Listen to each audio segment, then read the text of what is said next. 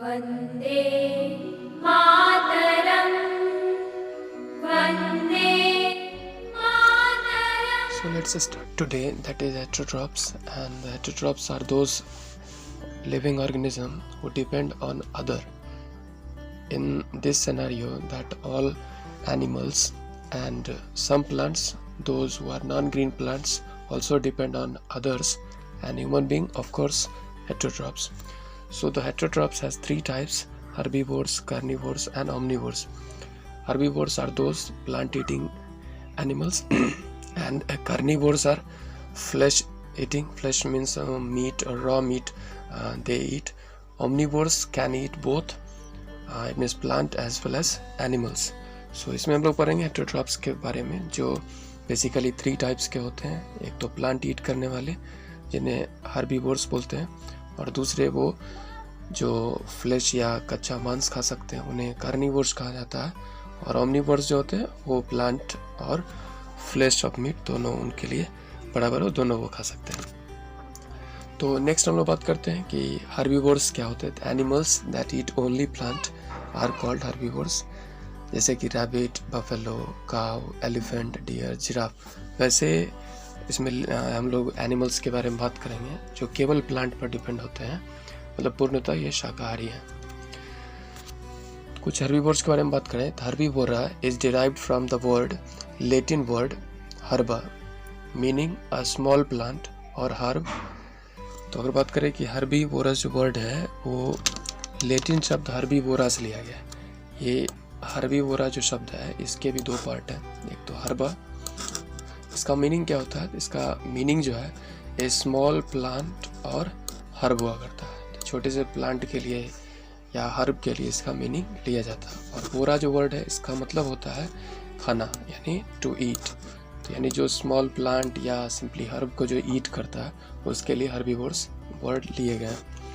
They feed specially on plants. तो almost बातें repeat हो रही है कि प्लांट पर ये डिपेंड होते हैं. They require sufficient energy to survive. तो ऑलमोस्ट इन्हें एनर्जी की, सफिशियंट एनर्जी में तो पर्याप्त एनर्जी की ज़रूरत होती है जिससे कि ये सर्वाइव कर सके.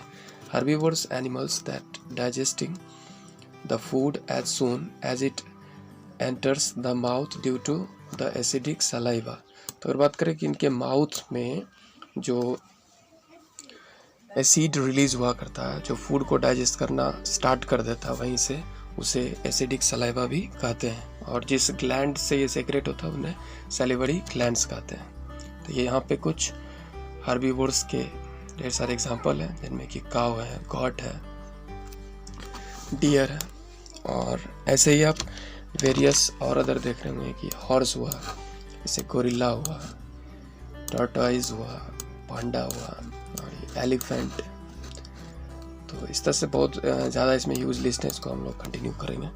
सो नेक्स्ट अगर हम लोग बात करें कार्निवोर्स का, तो एनिमल्स दैट ईट फ्लैश और other animals are called carnivores.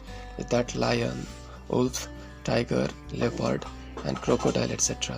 वैसे एनिमल्स जो फ्लैश और दूसरे एनिमल पे डिपेंड होते हैं, फ्लैश मतलब कच्चा मांस हुआ, उस पर डिपेंड होते हैं, उन्हें कार्निवोर्स कहा जाता है.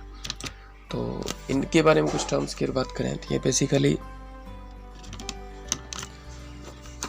कार्निवोरस जो वर्ड है ये लैटिन शब्द कैरो, इसका मीनिंग फ्लैश होता है, और या फिर वही वोरा मतलब कि टू ईट हुआ यहाँ पर. टू डेवेयर और ईट जो है इक्वल मीनिंग है, एंड दस मीनिंग टू डेवेयर फ्लैश, यानी टू ईट फ्लैश जो है इसके लिए मीनिंग हुआ. ए कार्निवोर इज एन एनिमल और plant that eat the flash और एनिमल्स. कुछ प्लांट भी हो सकते हैं कार्निवोर्स, तो वो दूसरे तरह के आप कह सकते हैं क्या कि एनिमल्स को, वो इंसेक्ट को वो ईट कर सकते हैं, जो प्रीवियस स्लाइड्स वगैरह में आप लोग स्टडी ऑलरेडी कर चुके हैं. Carnivores also are known as meat eaters. इन्हें मीट ईटर्स भी कहा जाता है, और इनके टीथ जो होते हैं वो इनलार्ज्ड होते हैं, ठीक है, और काफ़ी ये नुकीले होंगे ताकि वो आसानी से चीड़ फाड़ सकें. यहाँ पे कुछ जो कार्निवोर्स हैं उनके एग्जांपल्स यहाँ पे दिए गए, जिनमें से जो मोस्ट फेमस, जैसे टाइगर की बात कर सकते हैं हम लोग, लेपर्ड हुआ, या ये देखिए प्यूमा हुआ, जैसे स्नो लेपर्ड हुआ, polar bear, seal, otter and badger, crocodile, ये सब कुछ एग्जांपल हैं जो कार्निवोर्स के हैं। ओमनिवोर्स क्या होते हैं? Animals that eat both plant as well as other animals are called omnivores. तो ये वो होते हैं जो प्लांट और एनिमल दोनों को ईट कर सकें। तो इनके एग्जांपल की बात करें तो क्रो हुआ, कौवा, और साथ ही इनमें बियर, फॉक्स, ह्यूमन, ये सभी एग्जांपल हो सकते हैं ओमनिवोर्स के। साथ ही यहाँ पे कुछ ओमनिवोर्स के ढेर सारे एग्जांपल आप पिक्चर में देख पा रहे होंगे। तो सबसे पहले ह्यूमन ही है। तो ह्यूमन चिंपांजी, डॉग, रैट, तरह से किवेट, और ये वेजर जो है वो है, ठीक है। इसी तरह से आपको ब्राउन बियर, मंकी। तो ये अनदर एग्जांपल देखें तो रैथॉग, इस तरह से कोआटी हुआ, इस तरह से प्रोनाउंसिएशन, स्कंक हुआ या स्क्विरल हुआ। ये सभी कुछ एग्जांपल हैं जो ओमनिवोर्स हैं, प्लांट और एनिमल दोनों पर डिपेंड हो सकते हैं। कुछ एडिशनल इंफॉर्मेशन की बात करें कि तो insect instead of hunting live animals, some birds and animals eat the flesh of dead animals. तो कुछ ऐसे भी बर्ड होते हैं या एनिमल बर्ड होते हैं जो हंटिंग नहीं करते हैं, बल्कि वो डेड जो है उन्हें एनिमल पे वो डिपेंड रहते हैं भोजन के लिए। तो ऐसे एनिमल्स को क्या कहा जाता है? स्कैवेंजर्स कहा जाता है। स्कैवेंजर्स का मतलब होता है सफाई करने वाला। सो इसके एग्जांपल जिनमें कि क्रो हो सकता है, जैकाल, हाइना, वल्चर। तो यहाँ पिक्चर भी कुछ उसी तरह से अरेंज है। ये क्रो का पिक्चर है, ये जैकाल का, ये हाइना का, और ये फिर वल्चर का। तो ये कुछ स्कैवेंजर्स होते हैं, मतलब ये नेचुरली क्लीन करते हैं। जब कोई एनिमल डेड हो जाता है तो कितना फॉल स्मेल करेगा, आसपास के एनवायरनमेंट को पूरी तरह से पॉल्यूट कर देगा। तो उसे नेचर ने उसे बैलेंस करने के लिए ये स्कैवेंजर्स मतलब होते हैं नेचर में, जो कि उन्हें क्लीन करते हैं और हमारे नेचर को रखते हैं एकदम पूरी तरह से स्वच्छ। सो कुछ और एडिशनल इन्फॉर्मेशन में अगर देखें चीज़ों को ऐड करके, तो some organism feed on dead plant and animals remains by decomposing, means break down them. अब कुछ ऐसे इसमें माइक्रो ऑर्गेनिज्म की बात करेंगे जो स्कैवेंजर्स भी जिन्हें ईट नहीं कर पाए, तो वो क्या हो गया, डेड रिमेनिंग पार्ट बच गया, तो उन्हें ये डीकम्पोज कर सकते हैं। डीकम्पोज करने का मतलब होता है ब्रेकिंग डाउन, यानी कि उनको स्मॉलर पार्टिकल में तोड़ना। They are called decomposers. चूँकि ये डीकम्पोज कर सकते हैं इसलिए इन्हें डीकम्पोजर्स भी कहा जाता है। तो इनके एग्जांपल जैसे कि फंगी हो गए और दूसरे तरह के बैक्टीरियाज। जैसे यहाँ पर आप देख रहे होंगे कि ये फंगी का एग्जांपल है, कुछ बैक्टीरियाज के एग्जांपल यहाँ देखे गए। साथ ही decomposers secrete digestive juice on the dead matter. These juices decomposes or break down materials of dead matter into simple constituents. तो कैसे डिकम्पोजर्स अपने फूड को डाइजेस्ट करते हैं? तो इनके ये जो है कुछ डाइजेस्टिव जूस सेक्रेट करते हैं। जैसे अगर आपसे पूछा जाएगा आपके स्टोमक में भी डाइजेस्टिव जूस रिलीज होता है, जिस हाइड्रोक्लोरिक एसिड भी बोलते हैं, HCl कहते हैं। तो इनमें भी डाइजेस्टिव जूस जो है सेक्रेट होता है, जिससे कि फूड पार्टिकल को सिंपल सब्सटेंस में ब्रेक कर सकें और सिंप्लीफाइड जो एब्सॉर्ब जो फूड होता है उसे ये एब्सॉर्ब कर लेते हैं। सो नेक्स्ट बात करते हैं फूड चेन का। तो फूड चेन की अगर बात करें तो बेसिकली किस तरह से एनर्जी ट्रांसफ़र होता है। अल्टीमेट जो सोर्स है इस यूनिवर्स पर एनर्जी का वो है सन। तो सन के बाद जो एनर्जी आया वो किसके पास है, फिर क्या वो क्या अपने पास सब रख लेगा? नहीं रखेगा। तो वो नेक्स्ट लेवल में एनर्जी का फ्लो हुआ करता है, तो उसको हम लोग फूड चेन के रूप में, यानी कि एनर्जी का जो पाथवे है, सिंपल पाथवे, उसी को फूड चेन कहते हैं। तो यहाँ पर आप देख पा रहे होंगे क्लियरली मेंशन है कि सन है ये, और सन अल्टीमेट सोर्स ऑफ एनर्जी है। एनर्जी का अल्टीमेट सोर्स कौन है? तो सन है।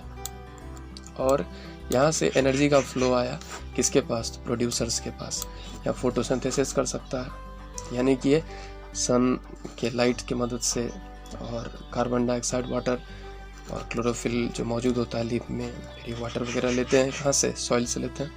तो इन सब प्रोसेस में जो है फोटोसिंथेसिस करते हैं, फूड प्रिपेयर करते हैं। और इस फूड जो प्रिपेयर करते हैं वो सब तो ईट नहीं करते हैं, जो बना हुआ स्टार्च होता है उसे फिर कंज्यूमर्स यानी जो फूड ईट करने वाले जो ऑर्गेनिज्म हैं, जिनमें कि जो प्लांट पर डायरेक्टली डिपेंड होते हैं, जो हर्बीवोर्स होते हैं, वो उसे ईट करते हैं।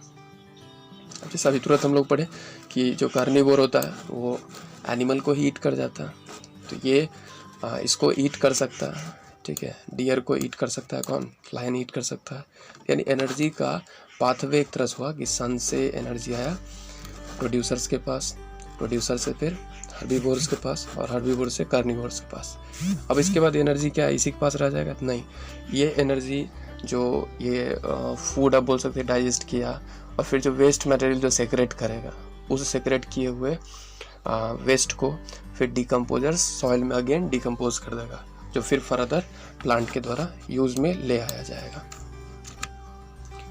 सो फूड चेन के बारे में कुछ और कॉन्सेप्ट्स को हम लोग देखें कि food chain shows the type of food eaten by an organism and the inter relationship between the different plant and animals for food in a certain habitat.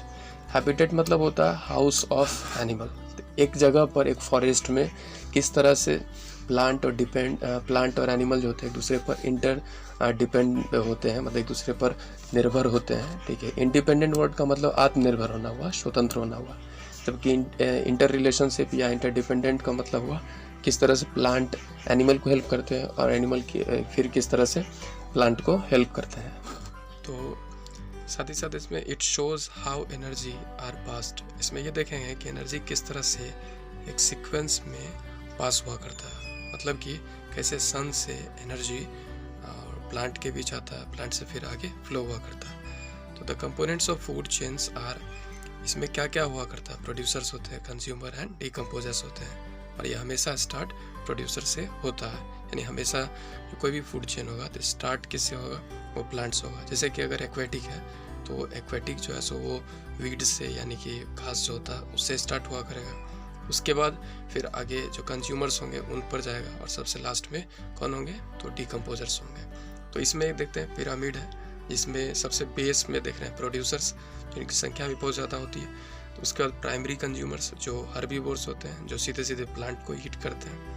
उसके बाद सेकेंडरी कंज्यूमर्स हैं, ये वो हैं जो कार्निवोर्स हैं, जो जनरली फ्लैश या मीट ईट किया करते हैं। और अगर सबसे लास्ट हम लोग देखें तो टर्शियरी कंज्यूमर जो ओमनिवोर्स हुआ करते हैं, तो जैसे जिनमें कि ह्यूमन भी आता है। तो अगर आपसे पूछा जाए कि ह्यूमन कौन सा पिरामिड के लेवल में हुआ करता था, टर्शियरी कंज्यूमर्स हुआ करता। और सबसे लास्ट में अगर बात करें तो डिकम्पोजर्स हुआ करेगा। वैसे इसको इस पिरामिड में अरेंज नहीं किया गया। यहाँ पर बात करें कि फूड चेन और फूड वेब में डिफरेंस, तो a food chain only follows just one path as animal find food, मतलब ये एक डायरेक्शन हुआ करता है, वन डायरेक्शन, जैसे कि फूड किस तरह से फ्लो हुआ करता है। जैसे इसमें देखें तो ग्रास को ईट करने वाला ग्रास ऊपर है, फिर उसे फ्रॉग और उसे स्नेक, और सबसे लास्ट में ईगल उसे ईट करता है। तो इस तरह से एक पाथवे को यहाँ पर दिखा रहा है। जबकि ए फूड वेब क्या हुआ करता है, a food web shows the many different paths plants and animals are connected. किसी एक हैबिटेट में यानी जहाँ प्लांट या एनिमल रहता है वहाँ पर किस तरह से वो इंटरकनेक्टेड होते हैं ढेर सारे फूड चेन, उसे हम लोग फूड वेब कहते हैं। जैसे इसी पिक्चर में आप देख रहे होंगे कि कई फूड चेन है, जो यह दिखाता है कि अलग अलग फूड चेन कैसे एक दूसरे को क्रॉस कर रहा है, ओवरलैप कर रहा है, जिससे कि फूड वेब बना करता है। तो फूड वेब जो होते हैं वो कई फूड चेन के इंटरक्रॉस या आप बोल सकते हैं कि लिंक होने के कारण फूड वेब बना करता है, जो हैबिटेट को एक तरह से बैलेंस बनाए रखता है।